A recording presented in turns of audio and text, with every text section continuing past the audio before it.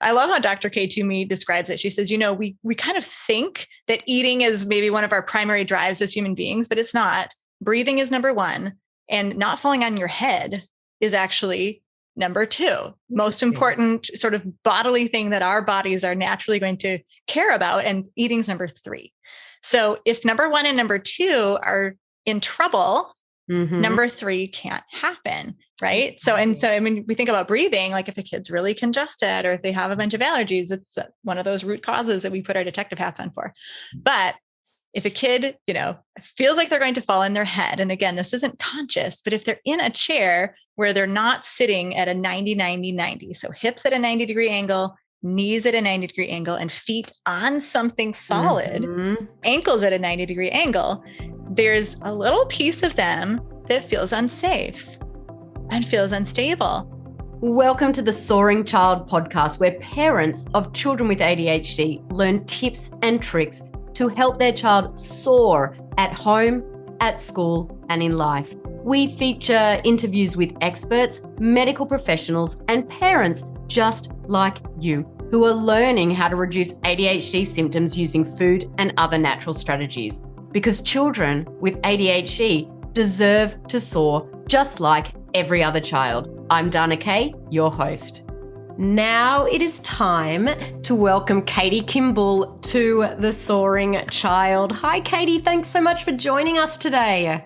Always a pleasure, Dana. Thank you. It's always a pleasure having you, actually. And I was just thinking about, before we came on here, the last time that we were actually seeing each other in person. And I remember sitting by the pool at the Mindshare conference in the sun, just chatting away. And I was just thinking, oh my gosh, as I look out the window here in Seattle where it's cloudy as usual, I was like, yes, I just want to go back there. In Michigan, we could use a little sunshine too. It's been a long winter and spring.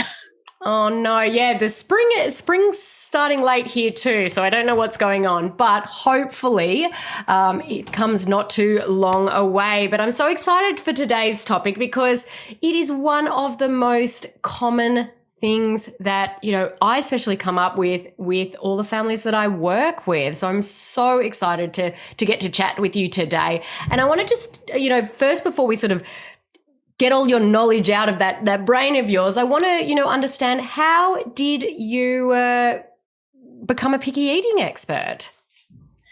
I kind of came in fits and starts. I started my online life teaching moms just how to stay healthy without going crazy, how to sort through all the conflicting information and figure out the real tensions between saving money and saving time and feeding our family well. And, I was writing a lot online, and I kept hearing a similar story from my audience. And it was just, Katie, I really want to be healthy, but I was never taught to cook. Like, this is really difficult. And I realized in my own life too. So I have 4 kids. And when my oldest was 10 years old and in 4th grade, I kind of had a moment where he was making guacamole in front of his 4th grade class, using the chef knife, like impressing everyone.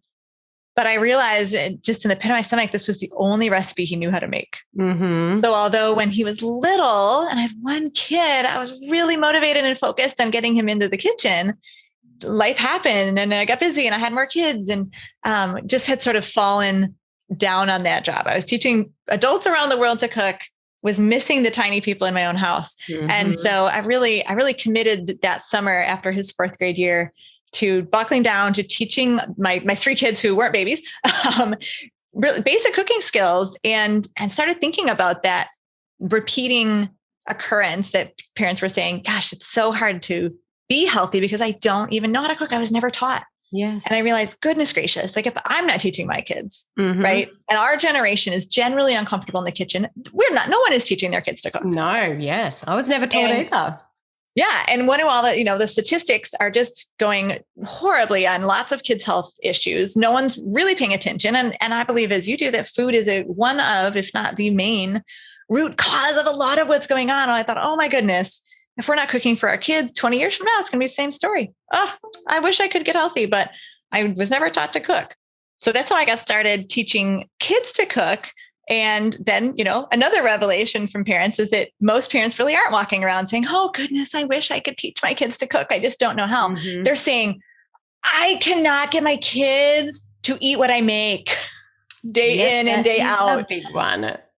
So I just sort of, because I was so passionate about getting kids in the kitchen, I realized we have to start with the kids' relationship with food. And so that's where I sort of poured my elementary education degree, my years of parenting as a mom of 4, and did some additional training with the SOS approach to feeding. And now I know a good bit more about picky eating than your average, human walking around. That's amazing. And I love that, you were listening to your audience. And that's the most important thing. And this is what they were all saying. And I can tell you, 70% of the families that I work with have that picky eater. And so listeners out there to the podcast today, probably just want some of those amazing tips for you when they've got those picky eaters. So one of the common ones that I hear a lot is, my kids only want to eat variations of cheese and bread, like, mac and cheese, pizza, pancakes. What do they do in that instance? Well, I have to start by apologizing because I can't just sprinkle tips. You said, they want the tips. That's the thing. It's not like a turnkey. It's not like if A, then B. Yes. Because kind of like you just mentioned, I had to listen to my audience to figure out where the needs were, is we've got to listen to the hidden clues that our kids' behavior and their relationship with food is telling us. Okay. Right. So I can't give you a magic key, but we can put on our detective hats. We can figure some stuff out. Let's go for it. Yeah. So when I hear that story, my kids only eat, the mac and cheese, the pizza, the pancakes. What I see is, that's a whole pile of gluten and dairy. Sure. Over and over and over. And we know physiologically that some kids who are sensitive to gluten and dairy, kids for whom it's really hurting them, ironically, the body craves it, right? Because of sort of the leaky gut, and the proteins are getting into the blood, and it causes actually a craving for that which is hurting them the most. So when I see that pattern, the first thing I would tell parents is, we might have to explore if gluten and or dairy are sort of an Achilles heel for your kid and are getting in the way of their ability to encounter other foods with an open mind and an expanded palate.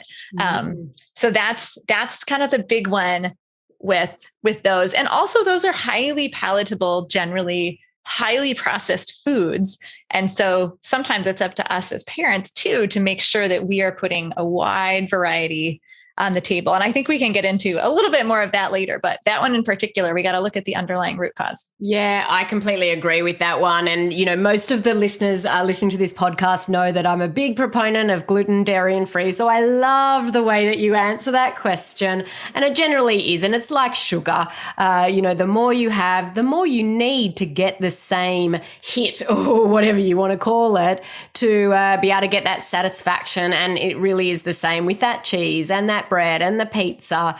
The more you have, the more you crave it. So, if they're eating that sort of stuff, and but they're only also not really eating a variety, they might be only eating pizza, pancakes, mac and cheese, and they're not eating any meat or vegetables. So what if they don't eat things, they're only eating sausages or chicken nuggets? Do you have any suggestion around expanding their palate? Yeah, we have a 3-step process at Kids Cook Real Food called prepare the space, lead with your ace, and keep a poker face. And so that's, if we're talking rhyming of that one. Yeah, if we're talking tips, it's got to be a bit of a process. And quite simply, prepare the space is that a good dinner starts at snack time, meaning that we need to be cautious that our snack is not sabotaging our dinner. And I could easily say snacks, right, with the plural S on the end. And this isn't the issue for every family, but many families that I work with, just taking that first step of creating a buffer of 90 minutes to 3 hours between every snack and meal on both sides. So that's, that includes bedtime snacks, kids who are reeling back in half an hour after dinner. I'm hungry, mom, and they get fed. They quickly learn dinner is optional. And that's dangerous to us who, put vegetables on the table at dinner, but we don't usually put vegetables in our bedtime snacks, do we? Right? The snacky foods are those highly palatable things. So step one is just to dial in those snacks, one serving of snack separated from meals by at least 90 minutes, older kids up to 3 hours, so that your kid at least is coming to the table with an appetite. Because if you don't have that, you got nothing. Exactly. So that's a really, really good suggestion. I want to ask you, and this is what sometimes I suggest with families that I work with. What are your thoughts on giving dinner when the kids get home from after school? I think it's a great experiment. Yep. Right? If we're being detectives and we're just trying things out, if they're the most hungry when they come home from school, why not? Like, we probably should start redefining snack as, a small serving of protein and a vegetable and maybe a carb, maybe not. Yes. Right? Rather than a packet of popcorn or a packet of chips or a popsicle. So yes, just wanted to see what your thoughts were on that one, but I rudely interrupted you. So you prepare your space. And the next step was lead with your ACE, which is actually a perfect segue, because when the kids have that appetite, what do we want to put in front of them, what we want them to eat the most, right? The hardest stuff to get down. For most families, that's vegetables, so you actually embodied leading with your ACE perfectly by saying, well, what if we put it at snack? Yeah, that's a creative way to lead with your ACE. Other ways are putting out a vegetable tray with some healthy dip, or leading with a soup course, as if you're in a restaurant, and serving the soup first with nothing else on the table. That's the trick with leading with your ACE, is that there should be no other options. And it's not a requirement that they eat, but there's also nothing else for, that 10-minute block. So if they really are hungry, maybe they'll explore that. And you mentioned the whole idea of, we talked about the kids who are doing the gluten and dairy train, but then there are these kids who really struggle with meat. And maybe they eat some meat, but it tends to be that pre-chewed meat, right? Sausages, chicken nuggets. That's the category. It's pre-chewed. Yeah. And this, honestly, so here's another detective hat strategy, is if kids are having trouble with real meats and crunchy vegetables, especially both, they may have a physiological issue going on in their mouths. They may have never learned to chew properly with their back teeth. Some kids actually rabbit nibble everything with their front teeth. That's just one of many examples. Some kids have never learned to move the food around in their mouth with their tongue. Maybe they have a weak tongue, or maybe they have something going on with their swallowing mechanism, which can have all sorts of causes. Like, it can just be the way it is, the way they were born. It can have to do with the types of baby food, or baby food pouches are not really serving our kids very well, because that's not a natural way to eat. And we tend to give them baby food pouches for a really long time, even into elementary school.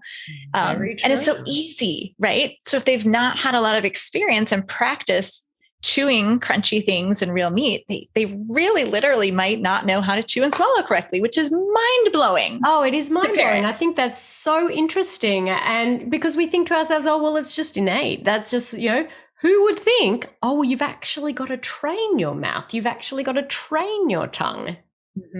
Amazing. Yeah, there are, I believe, 32 steps to eating. And Dr. Kay Toomey, who's the founder of that SOS approach to feeding, says eating is the hardest thing humans have to learn to do. And so, parents, if you have a picky eater, that's empathy is one of the gifts that I want to give you today, is that it's probably not even about the food. Right? It really may be something physiological, whether that's, in the mouth, or we talked about gluten and dairy already. There's all sorts of undiagnosed things that could be going on in the gut. It's giving your kid a tummy ache after a meal. And they just kind of innately know better, Eating might not be innate for all of us, but avoiding things that hurt definitely is. So, if they do have something going on with their mouth, or they're chewing, or their tongue, what are your suggestions? What do they do about it? Yeah, it may be well worth an occupational therapy evaluation. Some speech therapists are well trained in the art of chewing and swallowing, or myofascial therapy. It's something to tackle, get diagnosed, and get fixed sooner rather than later, because it's all super fixable. Yes. Right. And we want to be able to kind of break those bad habits and give our kids the skills to eat as soon as possible. Okay. And so I know that we've jumped around here a little bit, but we were sort of talking about prepare your space, lead with your ACE. And there was a third one. What was that? So that is keep a poker face. And this is another problem that can happen with kids in their relationship with food. that has nothing to do with food. Mm-hmm. It has to do with their relationship with you. Oh. Right. And we know this parents, and I'm not throwing stones. I'm not casting judgment. I'm just saying that we've all felt that power struggle at the table. And often at times at night, you can look back and go, I wonder if I used the right words and the right tone of voice in that situation, or was I just kind of out of good decision-making power by the end of the day and reacting, right, instead of responding. And so that's really tricky, especially when kids begin to dislike foods that they used to like. I know that's another huge topic, and it is a big topic. And I get a lot of parents saying, "Oh, they were just such an amazing eater when they were 3 years old, and then all of a sudden now they only eat 5 foods." So what do they do? Well, we're kind of dealing with this right now with my 7-year-old. He's a first grader, and he was always a great eater. He would eat all sorts of foods that his big siblings wouldn't even eat sometimes, salmon and sauerkraut, all the things. And he's a little late at 7 to be kind of doing this, but he'll turn his nose up at certain meals. And it's so easy and so quick, even for me as the picky eating expert, to say, but wait, you're used to like that. And that's the thing, is sometimes it's often, not even sometimes, very often, it's not about the food. And so we've got to make sure that we're not entering into those power struggles, because when we dig in our heels, what do the kids do?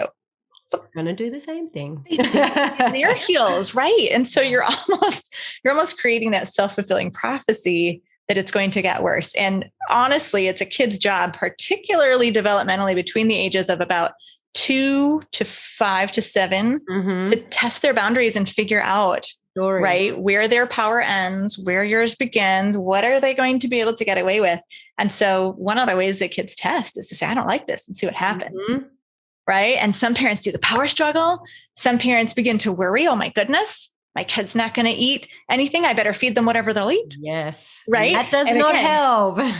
Right. And again, no judgment, because so many of us have started out thinking I am going to be the greatest mother with all the vegetables, right? We're the best moms when our kids are in utero and we haven't started parenting yet. But when push comes to shove, it's so easy to just slide into that bad habit. And suddenly you're serving mac and cheese, hot dogs, chicken nuggets and pizza every day. And you're like, oh my gosh, how did this happen?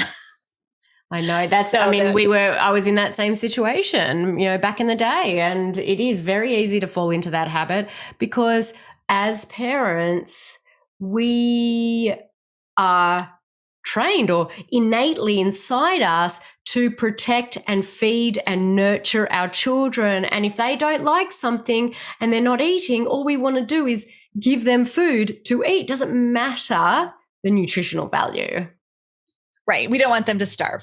Exactly. That's our job. But what I'm telling you is that in almost every circumstance, the kids won't starve. And so our job is to make sure that we're giving them a wide variety, and then zipping the lips, right? And that poker face is so difficult. It's difficult for me. It's difficult for people who've been doing it a long time, but supremely important, because we got to think long-term, right? We don't want to be going to college with our kids saying, eat your broccoli, right? So it's got to be, they need to build that relationship with food. And so we can facilitate the environment, but not their choices. Yes, no, because it does become this vicious cycle, doesn't it? So your 7-year-old sitting there at the dinner table, and he just does not want to try new foods. And I assumed it was a boy. Am I right? Yes, he is. Yep. Yeah. And he goes, ugh, even before he even tried it. What do you do? So we have some structure at the Kimble House. We have some rules, and this is what I teach, my picky eating membership members as well. And so, and I can go right to a specific example, because just last week we had this egg roll in a bowl, cabbage and carrots and ground turkey and all these amazing flavors. I could have sworn he used to like it. It was blowing my mind that he was very, very much reacting strongly to this meal. I said, well, this is what's being served, right? And so part of the strategy, if we're talking tips, part of the strategy is make sure you have multiple options on the table. So even though that's a one pot meal and that had vegetables and meat and seasonings, and, it literally could have been one bowl, we are always still going to have some salad, maybe some nuts on there. I always get the nuts out when I know there's a main dish one of my kids doesn't like, because I want them to have some more fat and protein and fiber. And healthy dressing and raw vegetables and a dip, and likely even a side vegetable, or maybe a side carb, a homemade bread or something. That way, if the kid doesn't like the main course, they still have lots of other options that are absolutely appropriate nutritionally, right? Sure. I'm certainly not going to short order cook and go make something else. Yes. He's not allowed to go in and make himself a PB&J or anything like that. But he had to take a taster or a serving. That's our phrase. So phrase for your parenting toolbox is, would you like a taster or a serving? And so the child has agency. They get to make a choice, but the choice is not no. Okay. And he said a taster. And I said, do you want to serve it or do you want me to serve it? Oh, I want to serve it. So what, he got a little bitty shred of cabbage, of course. And because I know that he can handle it, he's not a severe picky eater. In a case of a very, severe selective eater, I probably would not request this next step. But with Gabe, I said, okay, now you don't have to eat it, but I do need you to at least touch it to your lips. Touch it to your mouth, because we want to build those exposure opportunities. Yes. As much as the kid could handle. I could tell with his attitude that day, he was not going to take an actual taster bite. Sometimes I would require a taster bite, but again, that's like based on the kid, because what happens when you require a bite? They can say no, and boom, you're in a power struggle. Yes. So you have to know your kid. I would never advocate requiring taster bite, but I would always advocate requiring that taster bite, or some people call it an exposure bite, on the plate, because that is something, that we can require, and we can put that on the plate because they need that exposure, for their olfactory sense and sometimes their tactile sense too. So that's interesting. What I'm thinking, and I want to just explore this a little bit more. I like that taster idea, and I like that you have some other options on the table. But what happens when a kid knows that you're always going to have other options on the table? And so if they're really in that power struggle of going, I am just not going to have whatever you put on the table because I know that there will always be other options. Well, first of all, if my kid is eating, nothing but salad and steamed frozen vegetables and veggies and dip, we're doing okay. True. Right? Like they will find some protein at another meal. So that's the strategy, right? Is all the options are super healthy. So that night in particular, Gabe had 2 heaping servings of salad with walnuts and sunflower seeds and homemade Caesar dressing. Like he's okay. He's going to make it through the morning. Yes. And for kids who consistently do that, for me, the supercharging step is to take the battle. I don't want to call it the battle. Take the situation away from the table. Okay. Because one of the most powerful ways to help kids build a relationship with food is to completely take away any expectation to eat, right? That's what's scary is, oh my gosh, are they going to make me put this into my mouth? And kids' stress levels go up, their appetite goes down, and we're dead in the water. So that's why I teach kids to cook, is we got to get them involved in the kitchen, get them involved at the farmer's market, choosing those foods, washing the vegetables, learning how to tear lettuce if they're really little, learning how to use a knife if they're a little bit bigger, learning how to stir that food, because all of those exposure points are getting them closer and closer to potentially interacting with the food in their mouth. But we need to celebrate those exposure points, whether it's, smelling the smells, touching the touches. We kind of hope that they lick their fingers in the kitchen, which is, seems gross, but helpful if you've got a picky eater. Totally think it's helpful. Yes. Yeah. And get that exposure. Okay, So getting the kids in the kitchen with prep is really powerful. That's fantastic. It's a great idea. Now, do you, if say your son didn't have that little bite or that taster, would he get dessert? I never use dessert as a reward. Okay. Because I don't want to set up that dichotomy of dessert being the trophy and everything else being the suffrage, the suffering that we have to get through. it's just, and it's too easy to make that a power struggle, right? Eat 3 more Yeah. bites of broccoli and you can have your dessert. Well, we don't want to do that. So in our family, in my membership, I offer 10 different dessert strategies because I do feel like there are lots of ways to kind of remove the power struggle, remove the trophy aspect of that dessert. In our family, the kids can have one sweet or treat, one dessert a day, and they can choose whenever they have it. And so that day, I don't recall, Gabe may have had his dessert at afternoon snack, which I'm okay with. And I tell him he's got to have some fat and protein. He's got to have something satiating as well. Yes. But, if we're going to have a little bit of sugar, better to have it probably when he has time to burn that off before bedtime. Definitely. Than right after a meal. But if we were having something after a meal, he would still, if he had his dessert left in the bank, he would still be able to participate. Okay. No, I do like the idea of only giving them an option to have it once a day, and then they can actually choose when they have it. I think that's fantastic. Now, this is an interesting one, and there's differing opinions across the board. Should we hide veggies in smoothies and other dishes to trick our kids into nutrition? Well, I don't even know if it's really tricking them into nutrition, but what are your thoughts on that strategy? Well, we'll start with the word trick because that's a hard pass, right? We definitely don't want to trick our kids anytime because you're going to get caught eventually. And if they know that you've broken that trust, now they're going to distrust all sorts of food that shows up in front of them. So don't go there. Don't set it up that way. I never lie to my kids about what's in something. And so, I always used to say, we really shouldn't hide vegetables. It should always be, the kids should have full knowledge. Now, sometimes if they don't ask, I don't tell. Yes. But I've actually learned just recently in the last 6 months that there may be one really good reason to hide those veggies. And again, I would never advocate lying. So if they ask, you tell them. But a really kind of cool science-backed reason to get vegetables in, even when kids can't see or taste them, is that it's going to feed the gut bacteria. Yes. Right? What we give our bodies is going to feed different types of probiotic gut bacteria. And if they're getting, some broccoli that maybe the kid didn't even taste, or for example, some sauerkraut juice, I'm looking to see if my kids are around because they don't know this. I've been putting sauerkraut juice in our condiments for the last few months since I learned this. I like that idea. Yeah. The mustard, the ketchup, and the barbecue sauce, so that they're getting this little micro doses. And I have to say, and I don't know if this is why, or because I started it was supposed to be a 2-week challenge every day, but I'm so unorganized. We didn't do it every day, but we were putting little fermented foods on each kid's plate. And I said, all you have to do is at least touch it to your tongue. All of a sudden last week, my teenager, he's 17, said, yeah, this sauerkraut doesn't taste that bad this time. It's more like pickles. And I was like, oh my goodness, maybe it's working.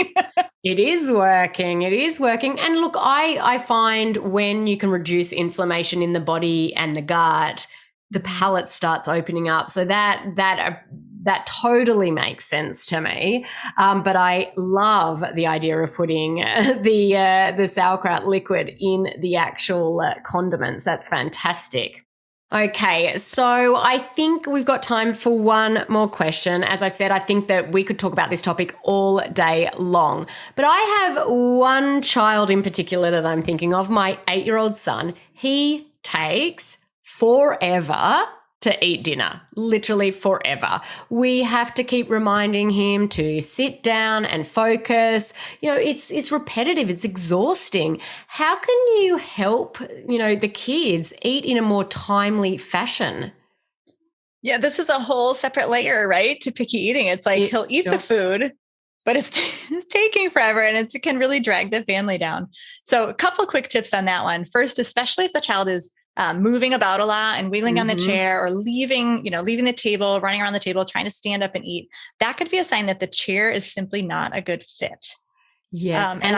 You told me this tip when I talked to you in our free Facebook group, and it was a game changer for us in him actually staying in his chair. So that was probably one of the best tips that I've ever received. No way. Well, clearly we need to explain what this tip is then. Yes. Sorry, I jumped in too quickly. That's okay. Well, no, because then I can explain it and you can tell us what you did around your dining room table. Because that's awesome. I love how Dr. K. Toomey describes it. She says, we kind of think that eating is maybe one of our primary drives as human beings, but it's not. Breathing is number one. And not falling on your head is actually number 2, most important sort of bodily thing that our bodies are naturally going to care about. And eating's number 3. So if number 1 and number 2 are in trouble, number 3 can't happen. Right. So, I mean, we think about breathing, like if a kid's really congested or if they have a bunch of allergies, it's one of those root causes that we put our detective hats on for. But if a kid, feels like they're going to fall in their head, and again, this isn't conscious, but if they're in a chair where they're not sitting at a 90, so hips at a 90-degree angle, knees at a 90-degree angle, and feet on something solid, ankles at a 90-degree angle, there's a little piece of them that feels unsafe and feels unstable. And when I first learned about this that very night, my son, John, was then 8, just like your son. And I noticed that he would stretch out his left leg to the floor and his right leg tucked under him. And I thought, oh my goodness, he's doing the thing. Like he's stabilizing. And, as an adult, easily you can think about this. If you've ever sat at the tall table, the bar height table, and you didn't have a rung to put your feet on, you're just like unsettled and you're swinging your feet and eventually you stand up. It's a no-brainer. I mean, when I heard that, it was revolutionary because we sit at bar stools at our kitchen counter and my son's feet can't touch the bar to anchor his feet. And so his legs are just swinging around free in the air. And so the first thing I went and did was actually get like a rope sort of thing that I could tie around so his feet could actually touch something and anchor him. So I have to thank you very much for that. Amazing. And so that's so cool because that alone made the difference. All you got him was that foundation to put his feet on. And some kids are really going to need the 90-90-90 where you're putting maybe a yoga block or a rolled blanket behind their back. You might need a Rubbermaid tub upside down or a laundry basket with a box on it. You kind of have to figure out how do you get the kid up to the right height so that everything is at those right angles. But that's step 1. You're really in tackling all of picky eating, but especially if the kid will not sit at the table. And then sometimes we just have to set boundaries on dinner, right? Sometimes we've got that chatty kid or they're just slow, which again, think about root cause. Are they able to chew? Are they able to swallow? Are they maybe hesitant about food because they have some, gut pain after dinner or something? But if it's just the chatty Cathys or the wiggly Wallies, you may just have to set a timer and say, we have 30 minutes for dinner. Oh, there's 5 minutes left. You have some time to eat. Be sure to chew and swallow, but we got to cut you off. And that's so funny because my son Gabe is that guy too, because he's having 3rd and 4th servings. And I find myself saying like, you got to be done, buddy. Like it's okay. Sometimes you just have to cut them off. So what happens though, if they don't eat all their meal in that time frame and then they come back 5 minutes later and said, well, I'm hungry. You wouldn't let me eat the rest of my meal. Ooh, the kitchen is closed, Donna. We got to have that 90-minute gap. Now, if they're willing to eat that meal, exactly that meal, right? Yes. And you feel good with that, and that's not interfering with your family life or your own, mental stability, you can think about it. You know what I'm saying? Like all rules are made to be bent and broken, but 100% no to the Cheez-Its, the Cheerios, the, all the fillers. If they're willing to come back and eat that meal, maybe they can, but it's time for you to probably walk away and do something else.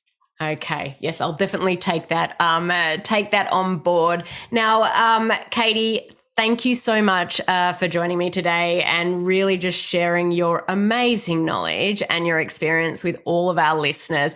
Can you tell our listeners where they can actually find and follow you online? Absolutely. kidscookrealfood.com is the easiest place. And then we're on Instagram or Facebook too at Kids Cook Real Food. And we always have a little special gift for readers. So we'll make sure you have that link for your show notes. Fantastic. Thank you once again for joining me today. Listeners, thank you for tuning in to this week's episode of The Soaring Child. I'm Dana Kay, your ADHD health practitioner. Keep on thriving. Thank you for listening to the Soaring Child podcast today. To learn more about how to help your child with ADHD soar using natural strategies, visit our website at adhdthriveinstitute.com and follow us on social media at ADHD Thrive Institute.